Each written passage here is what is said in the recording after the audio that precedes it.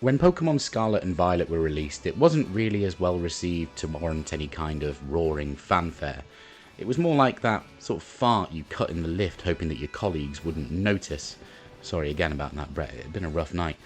Anyway, when it came out, it was in an absolute dire state and received much needed criticism. Frame rates were poor, shadows looked rubbish, animations were kind of pants. So it's been a while and it's been a few patches, and I thought, let's have a look at it and see if it's now actually at the standard that people expected. So we're going to take a look at the frame rate, we're going to take a look at a couple of the animations, and let's see if Game Freak and Nintendo have worked their magic and brought this back up to standard. So we're here in a random generic field full of weirdly highly detailed Pokemon compared to the rest of the world. And you can see straight away that just running around, the frame rate struggles to stay at that 30 FPS still, dropping down to sort of 28, 29 pretty consistently and pretty frequently whenever you, well, do anything, to be honest. Now, it doesn't sound all that bad on paper, 29 FPS against 30 FPS, it shouldn't really be noticeable, but it's the volume at which it happens and the duration at which it happens that seems to cause the problems. It just leads to it feeling sluggish when you're playing it. It feels like your character's running through some kind of thick Greek yogurt instead of a lush verdant field. It's generally pretty unpleasant. Shadow work seems a little bit better than I remember, especially on the character models. It's much less egregious. I seem to recall when it came out the character model shadow was just kind of a blob, but now it looks like an actual shadow. Maybe that's just me remembering wrong. It has been a while.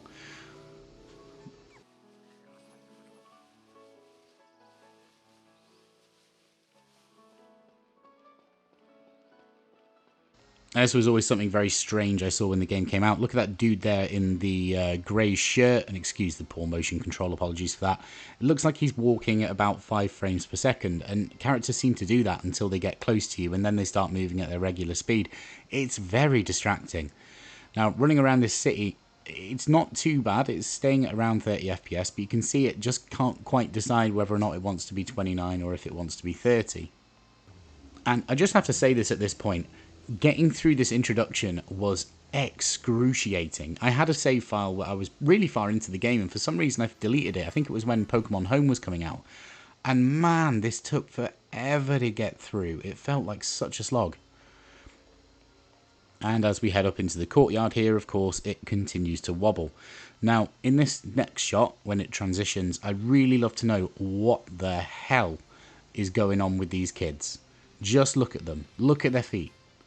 How is this something that was okayed at the time? What, you couldn't get these kids to move at the normal frame rate?